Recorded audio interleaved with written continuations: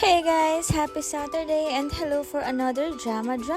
For this video, magluluto tayo ng chicken sinigang. And yes, ayan ang mga ingredients. Medyo nasunog pa yung bawang, diba? Ay hindi, sunog talaga. So ayun guys, nilagyan ko na siya ng bawang sibuyas. Ginisa ko muna and then sinunod ko syempre yung chicken. For me kasi mas okay talagang ginigisa muna at niluluto yung chicken hanggang magmantika siya. And then syempre nilagyan ko siya ng salt and kamatis. Ayan, check natin at haluin. Hindi pa ito yung nakikita kong gusto kong texture at gusto kong itsura. And syempre, di ba, presto! Pagbukas ko, eto na agad. So, ayan yung gusto kong itsura and consistency ng mantika sa paggigisa natin. At nilagyan ko na siya ng 2.5 basong tubig. Takpan natin at ating pakuluan. Lakasan natin ng konti ang apoy. At sa unang kulo, ilalagay na rin natin syempre ang chicken nor cube. Syempre, ito yung pampalasa para maging lasang chicken ang ating sinigang na chicken. Puro chicken!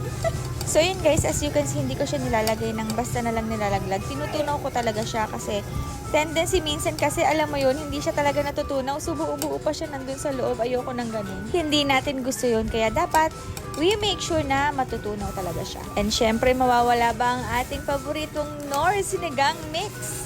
Sinigang na sinigang sa sampalok. Perfect talaga to para sa ating mga sinigang na niluluto. Actually guys, mas gusto ko tong Knorr sinigang mix kaysa sa original na sampalok. Asim na asim kasi talaga ako sa totoong sampalok. But anyway, inilagay ko na rin ng talong. Inuna ko siya and then sinunod ko itong sitaw at yung mga stem ng pechay.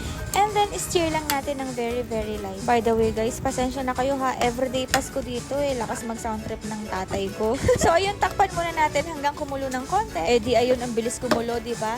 At pagkakulo, unang kulo, ilalagay na rin natin ang mga dahon ng pechay. Pechay ka, dapat masarap yan ha. O, ayan, hindi natin nahaluin ng bongga para hindi siya madurog.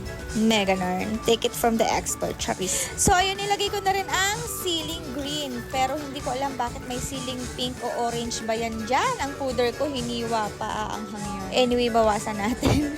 So, ayun siya mga mamshis. Kumain na tayo. At syempre, masarap yan dahil timpla ko yan at ako lang din naman ang kakain. Bye!